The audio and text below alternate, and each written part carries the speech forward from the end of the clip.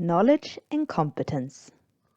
Competence, skills, knowledge and development is the ninth area that determines whether we're able to and want to participate in working life, and is part of the determinant sphere of self-fulfillment through meaningful tasks that matter to a sustainable working life for all ages. Knowledge and competence is needed in order to participate in working life, to get a job, and to be able to execute work tasks. Knowledge means learned theoretical skills to understand, reproduce, and apply information and ideas.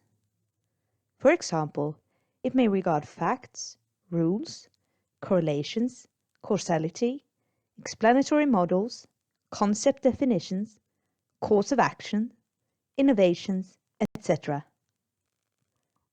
Knowledge is often socially, historically, and culturally constructed and a power factor. Someone decides what is knowledge and what is fake news, how knowledge should be produced, and who has the right to take part of it. How and who manages earlier knowledge, and if it's okay to create new knowledge relating to earlier knowledge and experiences. Development and inventions rely on the permission to revise earlier knowledge. Knowledge can be divided into different kinds of knowledge. OECD described 4 different categories in 2003, namely knowledge, cognitive skills, practical skills, as well as a category containing attitudes, feelings, values, ethics, and motivation.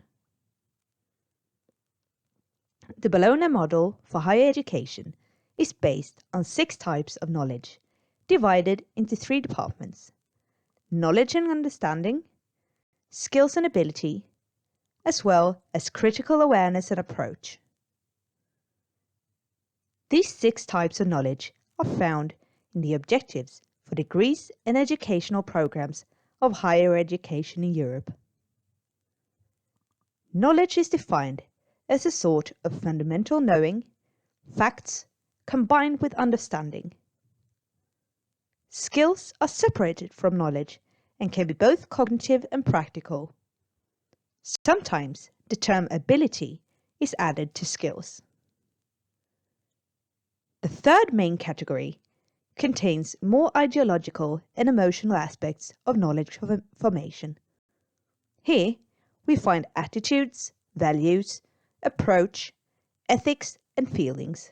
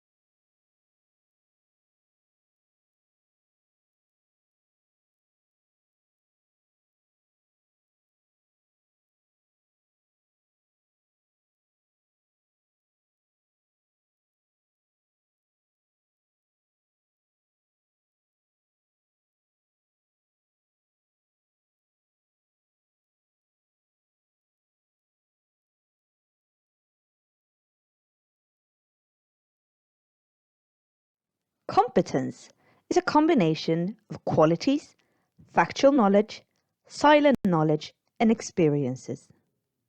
The competences, combined with your driving force, says something about how well you fit for different occupations, roles, and work tasks. Your competence is a combination of your qualities, factual knowledge, silent knowledge, and your experiences.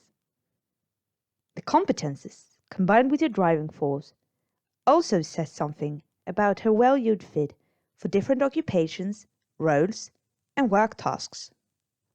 Cognition and cognitive abilities are fundamental to our knowledge and competence.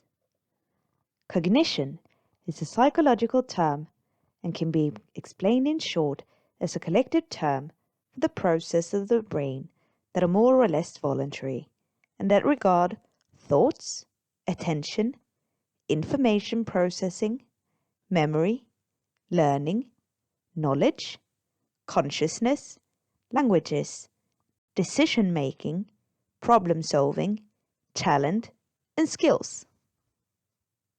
During the entire adult life, the nerve cells of the brain lapse and die.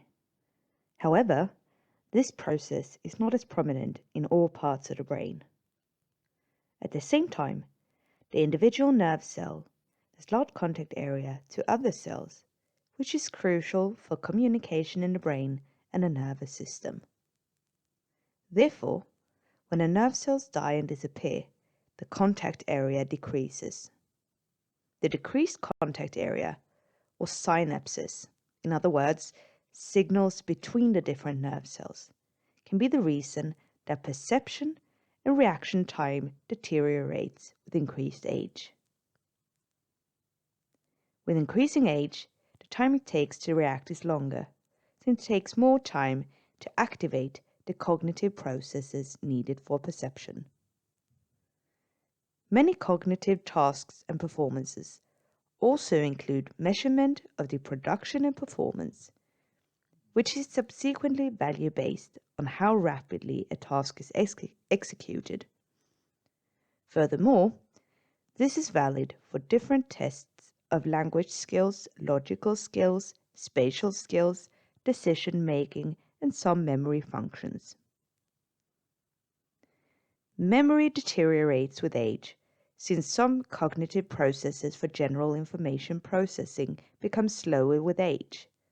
However, it's first and foremost different kinds of illness and lifestyle during the years of life that correspond to the individual's physiological changes in memory with increasing age. The time to react appears to increase with age. However, the working memory, the temporary short-term memory used, for example, to remember phone numbers, doesn't, according to some researchers, deteriorate with age.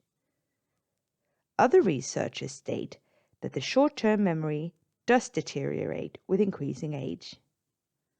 However, many individuals have, through experience, learned how to organize tasks in a way that enables the working memory. Organizing incoming information in the memory appears to be easier and more successful if the individual has previous experience of executing similar tasks and already have developed a system for measures. Nevertheless, if information is presented in a different way than the older individual is used to, it will take longer time for the older person than the younger person to structure and learn the task. In other words, the experience of processing information in a practiced way does, in this case, seem to increase reaction time, and new information takes longer time to store. Increased age contributes to individuals becoming slower, which above all is noticeable when presented with new and complex tasks where experience, earlier strategies, or habitual thought patterns and loops of thought doesn't work.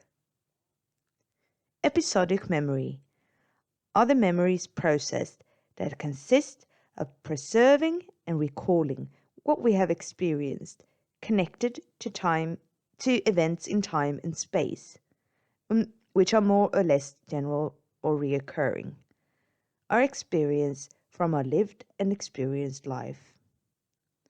The semantic memory is a general memory of knowledge that stores our knowledge and learnings from books, educations, and stories told by others. The semantic memory is a kind of knowledge or factual memory used to remember, for example, German verbs or the capital of Denmark.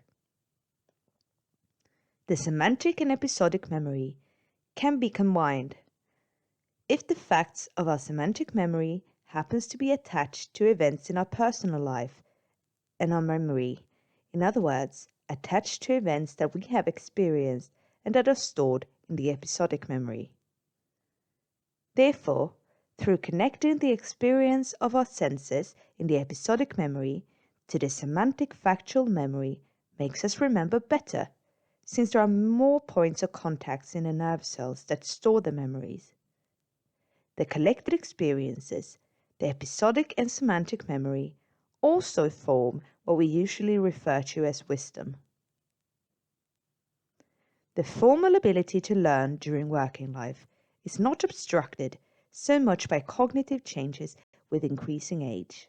However, researchers on cognition have claimed that older individuals' ability to learn, above all, is affected by the older individuals' lower beliefs in their ability to learn, as well as health circumstances. For example, cardiovascular disease that may affect cognition, and due to worsened lifestyle factors like diet, exercise, and medication. The ability to learn can also be affected by dementia. Hippocampus is located in the temporal lobes of the brain and is used to form new memories. When a person has forgotten what happened an hour ago, this is due to damage in hippocampus.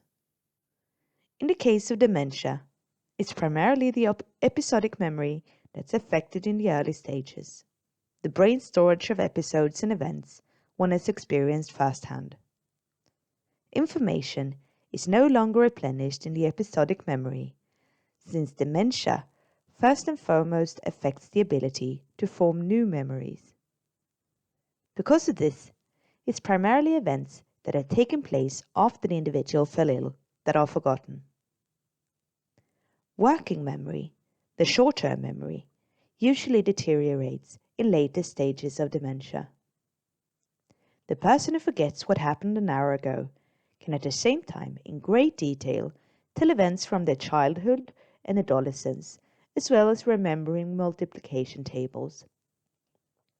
Furthermore, the semantic memory functions rather well for a long time in dementia. The deteriorations in semantic memory can for a long time be compensated with a bit of help from the surroundings and clues that can make the ill get on the right track and be able to perform chores. In later stages of dementia, there is the deterioration of both the working memory and the semantic memory.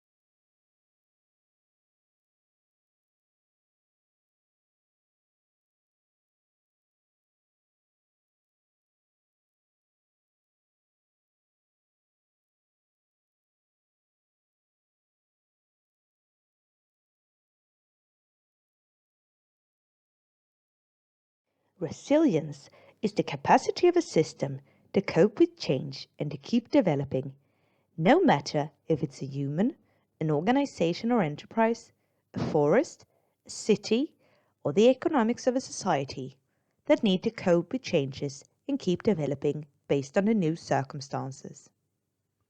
The term is derived from natural sciences in changes of ecosystems. If it takes time for a system to be affected and lose its equilibrium, or if it has a buffer for influence and change, it can be said to have good resilience. Diversity is useful for good resilience. since a diverse system usually has a spread of risks and a larger possibility of not being as affected in times of reorganization, and even having easier to reorganize under changed circumstances. Therefore, resilience is both about resistance and adaptability, as well as the ability to turn shocks and disturbances into possibilities of renewal and innovative thinking. For the individual, this is applicable, for example, when suffering disease, injury, unemployment, when leaving working life for retirement, in organizational changes and reorganizations, in economic crisis, in climate changes, etc. For individuals, resilience is a common topic in developmental psychology, especially for studies of the development of children raised in destructive environments.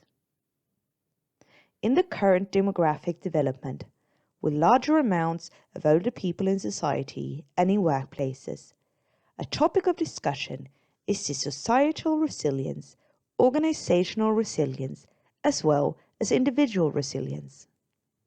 In other words, countries' and societies' ability to readjust to a larger amount of people living until an older age, and organizations' and enterprises' ability to readjust to risk of shortages of qualified labor and a larger amount of older employees, as well as the individual's ability to adjust to probably having to work until an older age.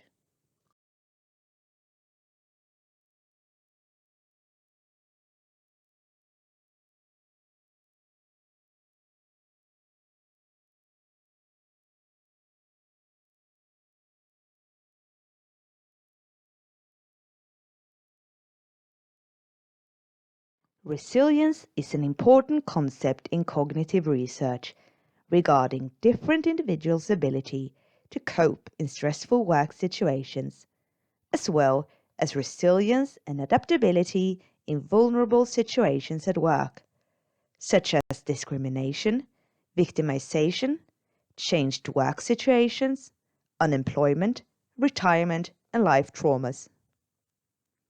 Individuals' resilience can decrease due to trauma and illness, injury, aging, but also in times of reorganizations or unemployment, where individual supportive structures are broken and may disappear.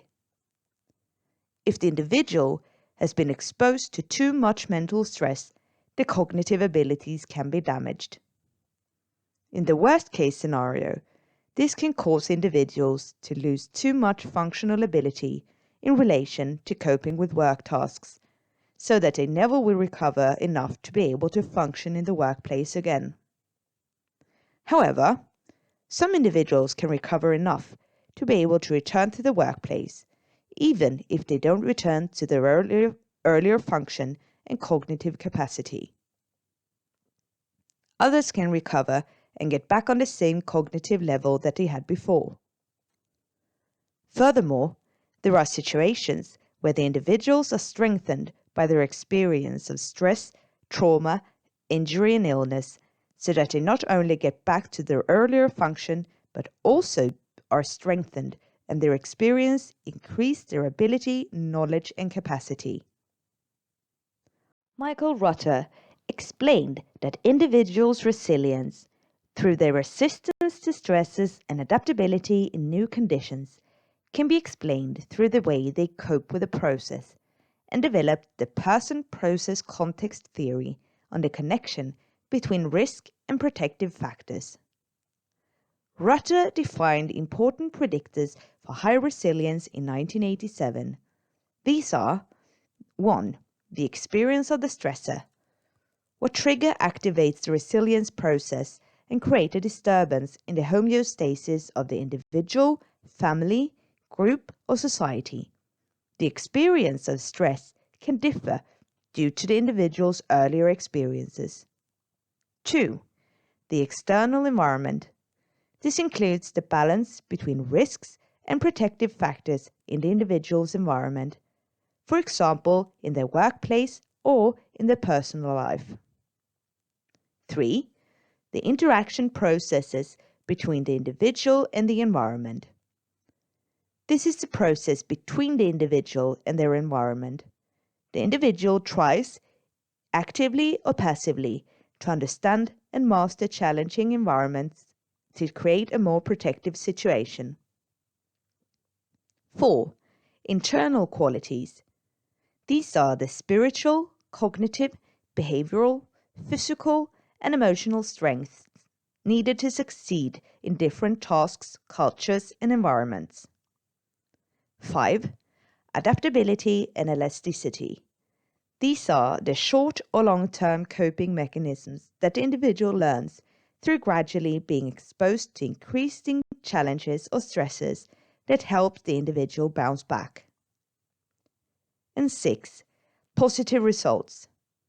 Successful life adaptation, no matter what kind of stressor, risk, or traumatic experience, means that an individual learns to cope with life events and has a greater chance of succeeding when experiencing negative events later in life.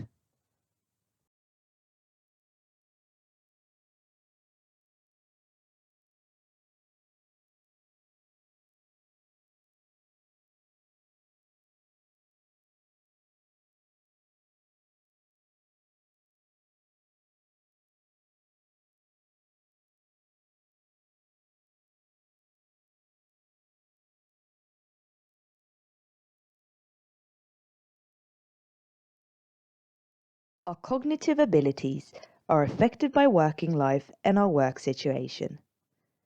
Stressors are the impressions, events, and impulses that works as stimuli and cause our brain and body to react. Coping with stimuli from different stresses include chains of events in the central nervous system, which mediates a series of nervous feedback loops to the hippocampus and the frontal cerebral cortex, as well as synchronizing cooperating somatic, cognitive, and endocrine adaptive reactions in the body. When the individual faces insoluble problems and the chains of events in the brain dislodge and become lasting loops of somatic, cognitive, and endocrine adaptive reactions in the body, which run the risk of resulting in illness and injury to the organism. In an existence lacking meaningfulness, manageability, and comprehensibility of the own significance in relation to the surroundings, there's a risk of ill health. Coping strategies are the strategies we use to handle different stresses. Through trying to treat the different stresses as manageable, comprehensible, and meaningful, they can be assessed by the brain as less threatening and as normal phenomena and stimuli. In this way, the brain's neat chains of systems of complex, self-regulatory processes that the individual cannot consciously control are not disturbed. Furthermore, there's a connection between the central nervous system and the immune system. It's easier for people with a high sense of context to mobilize physical, mental, material, social, and cognitive resources to handle stresses in the situation and turn them into something intelligible, manageable, and meaningful. Behavioral inventions that contribute to a sense of inner control, increased sense of security, relaxation, happiness, and other positive feelings can therefore also increase the immune system and prevent illness and injuries. Individuals with high inner control, sense of comprehensibility, manageability, meaningfulness, and sense of context in the situation often find it easier to use a problem-focused coping style. They will automatically establish structure and seek appropriate resources from the 9 determinant areas for a sustainable working life based on the Swage model. At the same time, those who don't have the same reference system run the risk of using an emotional coping strategy to a greater extent, thereby forgetting or having difficulties in seeking appropriate resources. In order to compensate, these individuals need more and clear affirmation and approval for what they perform in their work. Through support, these individuals can develop and build their inner reference system on how to act and move on from crisis and stressful situations, through developing and adopt a more problem-focused coping style. Through support from the 9 determinant areas for a sustainable working life for all ages, the individual, the employer, and the manager can deduce which resources are needed in order to cope with the situation.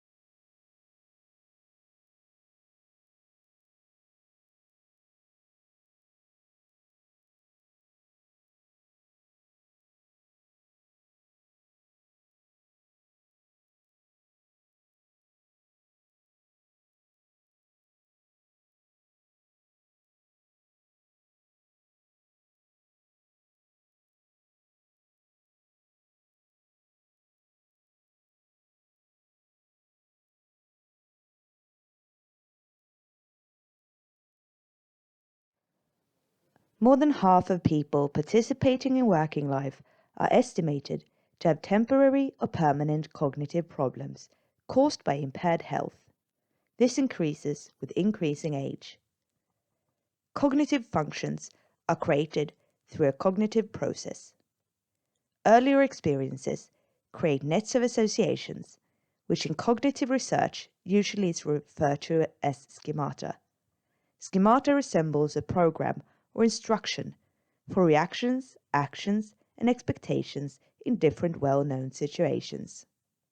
The cognitive functions based on schemata seem stable or develop and improve over the years. Occupational skills can be said to be structured on schemata. In tests, older people have proved to handle this type of crystallized intelligence better than younger people. The difference between different individuals' deterioration of the ability for this kind of intelligence with increasing age owes its explanation to that most likely different individuals have trained these abilities in varying amounts, thereby developing different kinds and dimensions of schemata. Salthouse studied younger and older female typists. The younger typists showed a more rapid reaction time and hit the keys more times. However, the older typists were finished just as quickly with the text, which most likely was due to the older typists having a more strategic reading of the text. They had created their own systems when reading a longer text and therefore had longer time for every hit of the keys. This shows how older people can have better conditions than younger to work in situations in working life that they have experience of. However, problems can arise when older people are put in completely new context that requires new learning. In these situations, it appears to be significant in the learning situation that the older employee is given longer time as well as larger opportunities to influence the arrangement. It's especially important with prolonged time for learning if the older person has not been able to extend and modify their schemata through advancing in their own or closely related area of occupation for a longer time.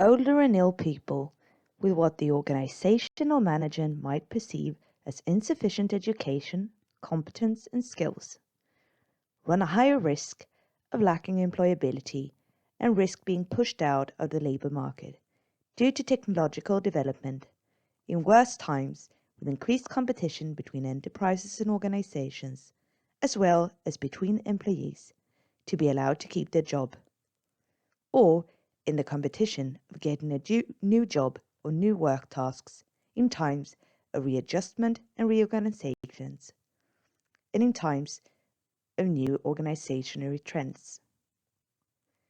People who have experienced being pushed out of working life due to unemployment or to retire against their will display a lower mental well-being and run a higher risk of being affected by mental illness and disease.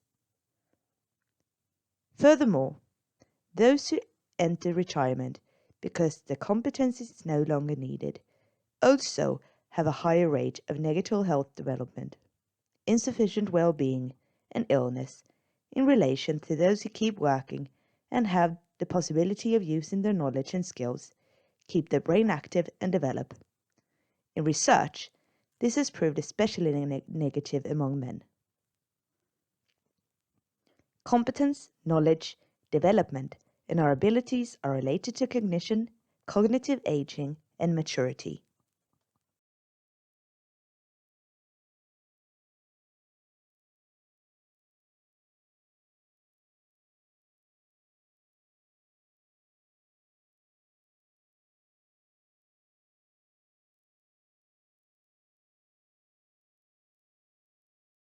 The brain changes with cognitive aging.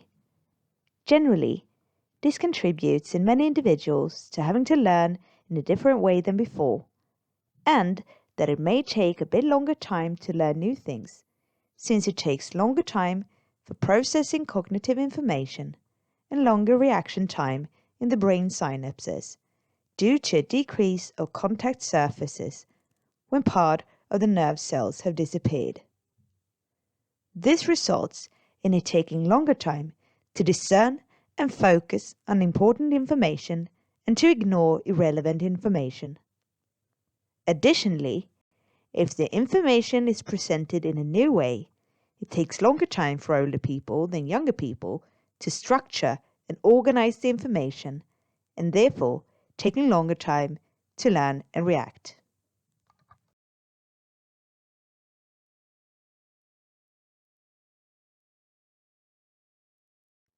Working life affects our health, and retirement gives the possibility of more time for recuperation, perhaps particularly for physical ailments. At the same time, it's important to reflect on that studies have indicated that working conditions with complex cognitive challenges, both socially and through work tasks, are positive to the cognitive functions later in life.